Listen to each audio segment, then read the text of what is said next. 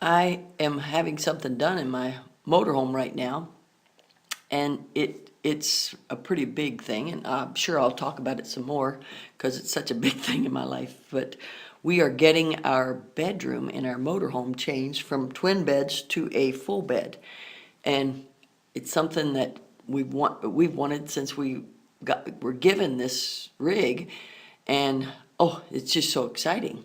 Well, as it's happening, I am going in there and having Kevin show me what he's got done, and I'm offering to help clean up any of the messes in the construction, and I'm just really being appreciative, being very appreciative. And as I'm being so appreciative, I sort of started realizing, there's times when I take things for granted. Do you ever take things for granted? And what does that mean? It means to fail to properly appreciate someone or something, especially as a result of over familiarity.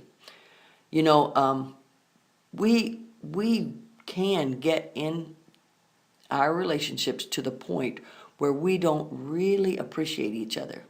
So when I started realizing this about how appreciative I am of Kevin doing this, and how excited, and how I keep checking with him and telling him how great he is for doing it, and just all that, then I start realizing how little I've been saying great things to him. Then it even convicts me more. The Lord convicted me more when I read Psalm 100, verse 4. Enter into his gates with thanksgiving, and into his courts with praise. Be thankful unto him and bless his name. I started thinking, I don't tell my other family members how grateful I am for them. And so I popped a text out right away because I thought, I need to be letting them know on a regular basis how much I appreciate them and how grateful I am for their spirits and the way they are in helping with our ministry.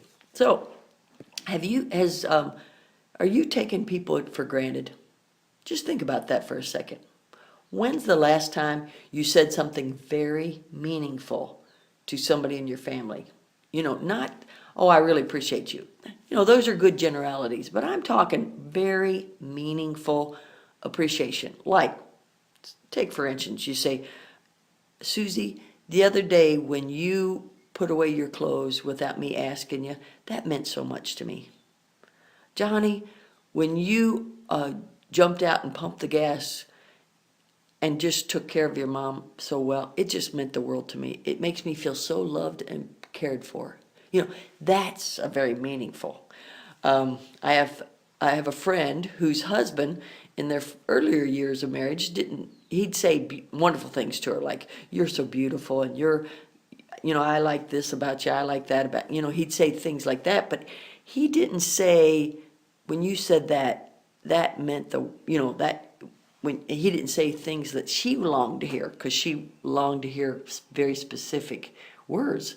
And so all of a sudden, he learned some things from somewhere, evidently, and he would start saying things like, babe, you said this, you told me today about how secure I make you feel by having this nice house, and I got to let you know that meant something to me. I wanted just this old thing, and you wanted to buy me this better thing, and that I just really like that, and that made me feel so loved. And she's thinking, wow. Well, this all is part of not taking somebody for granted. Dr. Bob Jones Sr. said, when gratitude dies on the altar of a man's heart, that man is well nigh hopeless. Um, you don't want to be a hopeless person, so keep gratitude in your heart. Appreciation expressed will often secure tomorrow's stability. Appreciation expressed will often secure tomorrow's stability.